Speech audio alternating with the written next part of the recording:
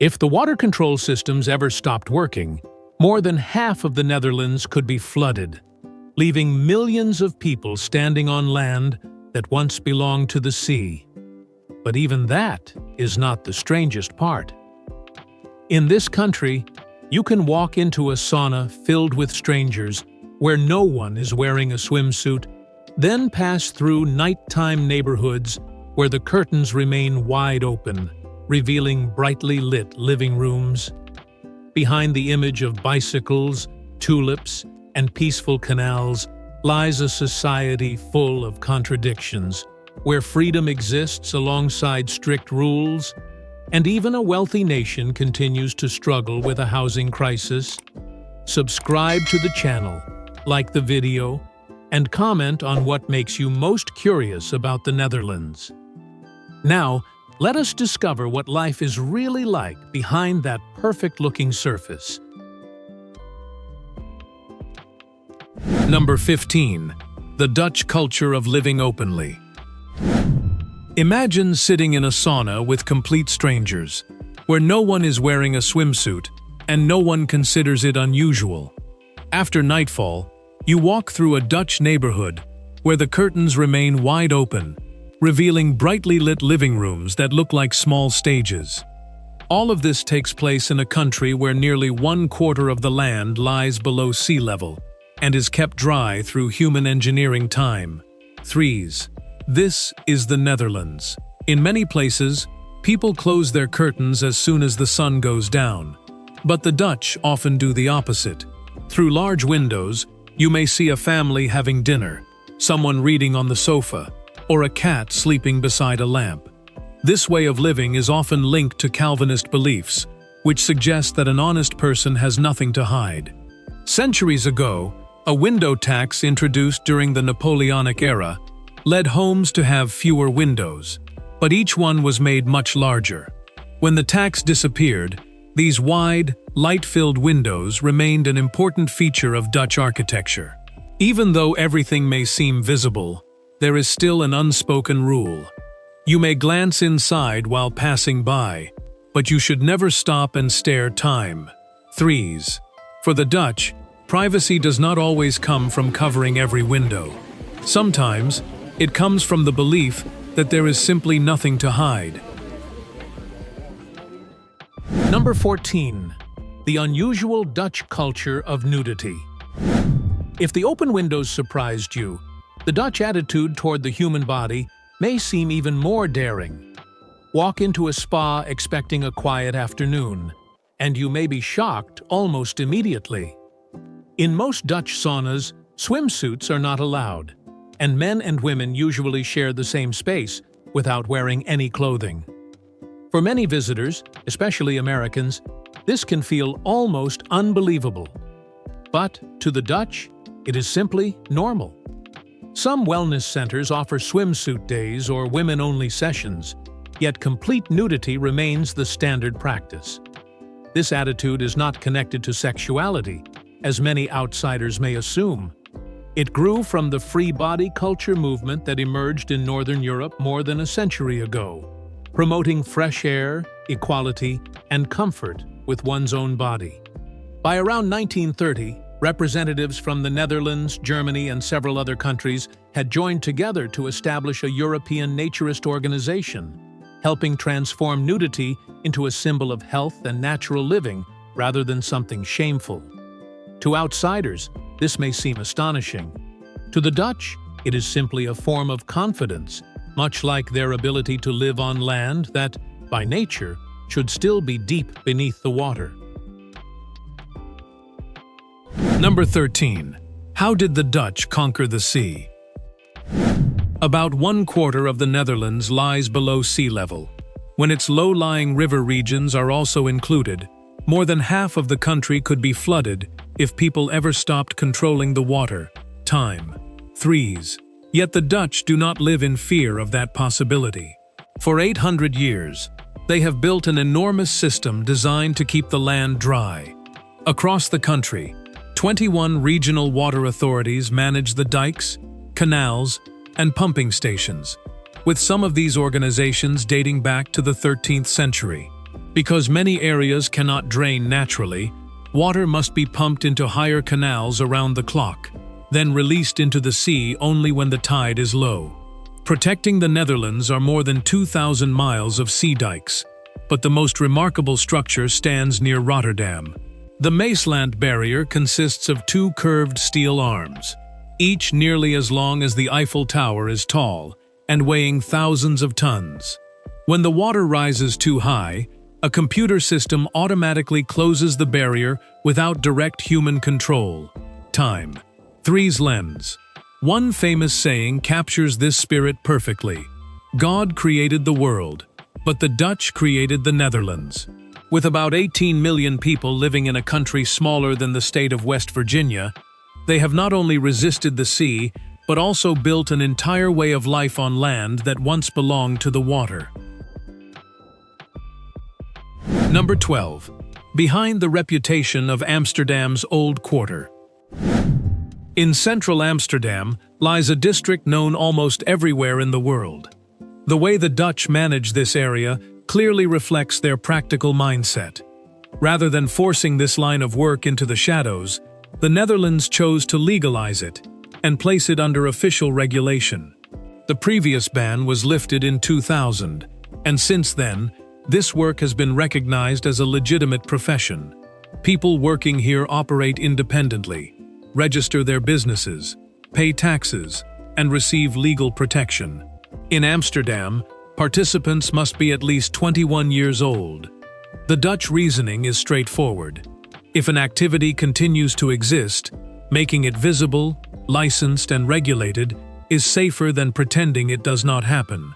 Yet the city has not relaxed its control. In recent years, Amsterdam has banned smoking cannabis on the streets in this area, shortened the operating hours of bars and window businesses, and introduced measures to reduce excessive tourism.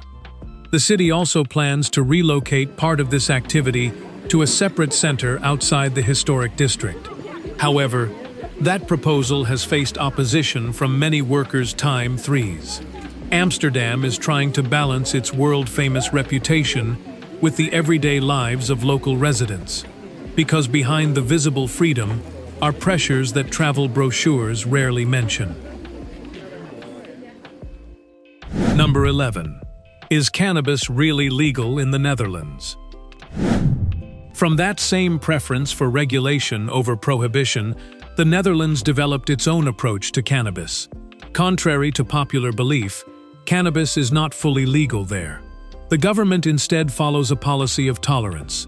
People carrying a small amount are generally not prosecuted, while licensed coffee shops may sell it under strict regulations. Inside these shops, advertising is prohibited, hard drugs cannot be sold, and customers must be at least 18 years old. The main goal is not to encourage cannabis use, but to treat it as a public health issue. By bringing the activity into the open, authorities can monitor and regulate it more effectively. For many years, however, the system contained a major contradiction. Coffee shops were allowed to sell cannabis through the front door, while growing and supplying it through the back door remained illegal. Beginning in 2025, the Netherlands started testing a fully regulated supply chain in which selected coffee shops could sell only legally grown products, inspected from seed to store counter. After about 1 year, officials reported that the program was operating steadily, with only a small number of violations and no recorded links to organized crime times threes. This is a distinctly Dutch approach, confronting a complicated reality, studying it carefully, and then building a system that is safer and more transparent. Number 10. The historic decision that turned the Netherlands into a cycling nation. In the Netherlands, cycling is not merely a weekend activity. It is part of how the entire country functions every day. The nation has approximately 22 to 23 million bicycles for a population of about 18 million people. Amsterdam alone has nearly 900,000 bicycles, even more than the city's population. But this culture did not develop simply because the Dutch were born loving bicycles. In the early 1970s, more than 3,000 people were killed on the roads in a single year, including hundreds of children. Public anger spread across the country and gave rise to a movement called Stop the Child Murder. Along with the 1973 oil crisis and car-free Sundays, this pressure pushed the government toward a historic decision. Instead of continuing to design cities around automobiles, the Netherlands began rebuilding its streets for cyclists, creating protected bicycle lanes across nearly the entire country. After these changes, the number of children killed in traffic accidents in Amsterdam fell by approximately 95%. Daily cycling also helped improve public health. One study suggested that this habit could prevent around 6,500 deaths each year and increase average life expectancy by nearly half a year. The bicycles moving through Dutch streets are more than a beautiful symbol. They are the result of a deliberate national choice. Do not view the world only through familiar images. Subscribe to the channel and join us as we uncover stories that few people know. The next journey begins right now. Number 9. The housing crisis. Behind the happy Netherlands. Behind the peaceful canals and orderly neighborhoods, the Netherlands is facing a severe housing crisis. The country is short by hundreds of thousands of homes, while its plan to build nearly 1 million more before 2030 continues to fall behind schedule.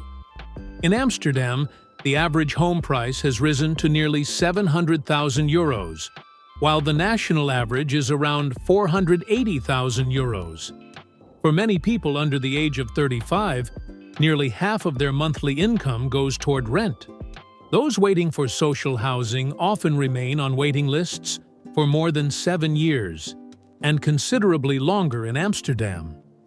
New arrivals and foreign residents may spend months searching without finding suitable housing. The crisis has become even more severe as homelessness increased by about 1/5 in just 1 year, while nitrogen pollution regulations have delayed thousands of construction and agricultural projects. This is another reality behind the Netherlands' image of wealth and order. The contradiction is that the country still ranks close to the 5 happiest nations in the world, while Dutch children are often considered among the happiest anywhere. So, is the Netherlands truly a model worth following, or simply a beautiful picture hiding a problem it has not yet been able to solve? Number 8. The disaster that led the Netherlands to declare war on the sea. To understand why the Dutch remain constantly alert to the threat of the sea, we must return to the night of January 31st, 1953. A powerful storm surge broke through the dikes in the southwest, and by the following morning, 1,836 people had lost their lives. In the aftermath, the entire nation made a promise. Such a disaster would never be allowed to happen again. The Delta Works were built in response, creating a vast network of dams and storm surge barriers that many engineers regard as one of the greatest achievements of the modern era. Even before that, the Afsluitdijk, constructed between 1927 and 1932, had sealed off a dangerous inland sea and transformed it into a freshwater lake. The Dutch did more than keep the water out. During the 1950s and 1960s, they drained part of the seabed to create an entirely new province, which is now home to more than 400,000 people. But this struggle has never truly ended. Every year, the Netherlands spends about 1 billion euros maintaining its flood control system and preparing for further sea level rise. Instead of simply building higher barriers, the country is widening rivers and creating more space for water. Across generations, the Dutch have learned that nature cannot be defeated forever. What matters is developing a way of life flexible enough to survive alongside it. And that same practical mindset can also be seen in how they treat one another. Number 7. The remarkable directness and height of the Dutch. If you have ever worked with a Dutch person, You may be surprised by how directly they speak. When they believe an idea will not work, they usually say so clearly to your face, politely, but without avoiding the point. To outsiders, this style of communication can sometimes sound cold or insensitive. But to the Dutch, directness is a sign of respect because it helps everyone understand the issue more quickly and avoids wasting time. Threes. In everyday life, they also enjoy complaining together about the weather, delayed trains, or the price of a cup of coffee. These shared complaints often serve as a way to begin a conversation and create a sense of connection. Another striking feature is their height. Dutch men are about 6 feet tall on average, while Dutch women are also among the tallest in the world. The reason is not limited to genetics or the high consumption of dairy products. Researchers suggest that good nutrition, widely available healthcare, and a high level of social equality have helped the population develop physically across generations. Over approximately 150 years, their average height has increased by nearly 8 inches time.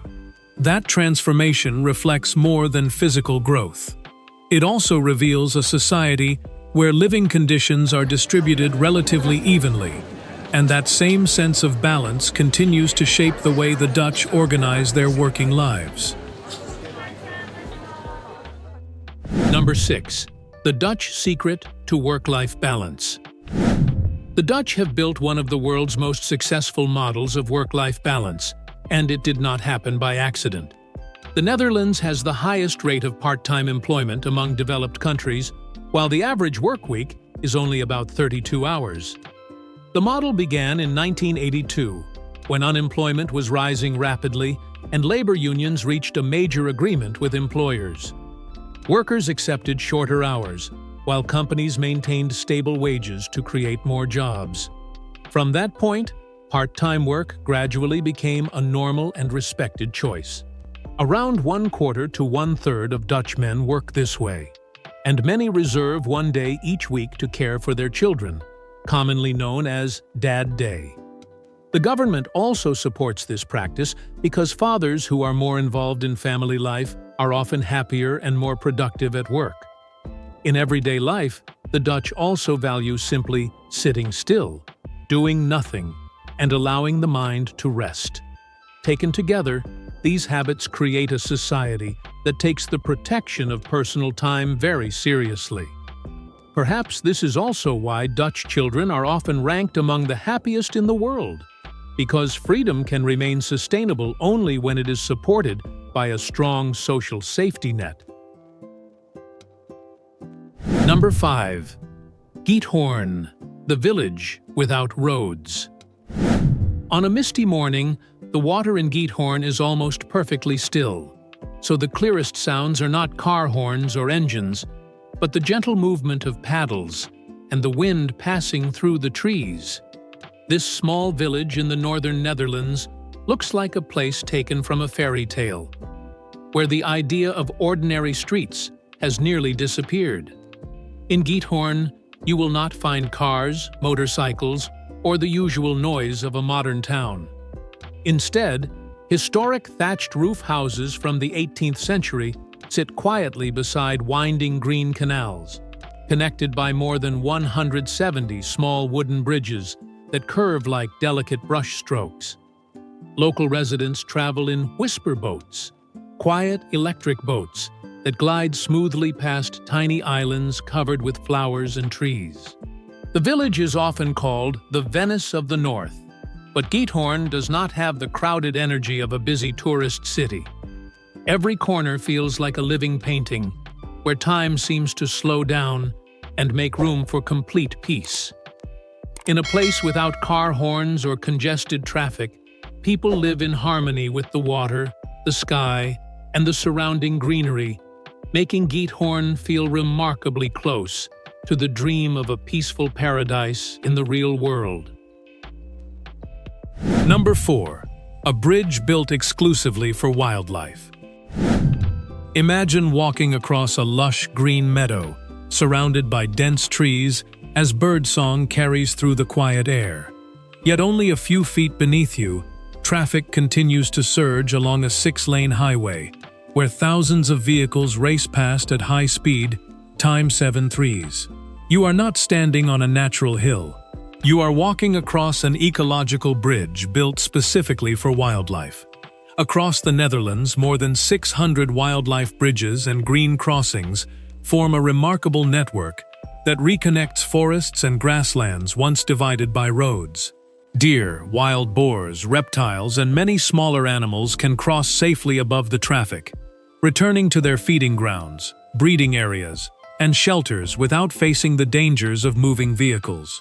The most remarkable example is Natuurbrug Zanderij Krijlo, an enormous wildlife bridge nearly 164 feet wide, connecting two natural habitats that had remained separated for decades. Its surface is covered with soil, grass, shrubs, and small pools of water, making it look more like a natural part of the forest than a human-made structure. Time. Lotus Ordertons 3 Zone. What makes it extraordinary is not only its scale or engineering, it also reflects a distinctly Dutch choice. When human development cuts through nature, they do not leave behind a permanent barrier. Instead, they build a bridge so life can continue moving freely. Number 3. The tulip fever that once shook the Netherlands. What would you give up to own a single flower? A year's salary, everything you had saved, or even a house in the heart of Amsterdam? Return to 1637, when tulip mania reached its peak, and rare tulip bulbs were no longer treated as simple flowers, but as symbols of status and power. The most famous was the Semper Augustus, with flame-like red streaks running across its white petals.